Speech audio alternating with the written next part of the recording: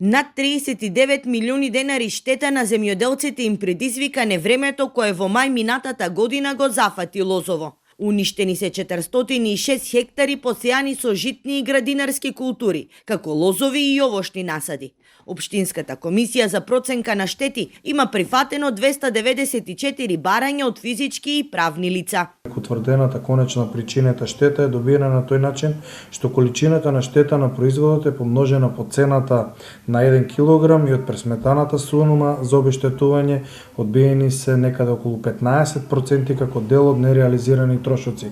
Тоа се трошоци за берба, транспорт, амбалажа и слични. Речиси 90% од жителите на Лозово се земјоделци, така што штетите ќе предизвикат сериозен удар на локалната економија. Цветков се надева дека владата ќе убрза постапката и нема да се повтори последниот случај, кога за обештетување од невремето во 2018-та парите на сметка на земјоделците легнаа дури лани. Имавме комуникација со министерот за земјоделие и ни беше ветено дека ќе излезат во пресрет на граѓаните и односно на земјоделците во конкретниот случај и дека ќе бидат обештетени согласно она што ќе биде договорено на влада.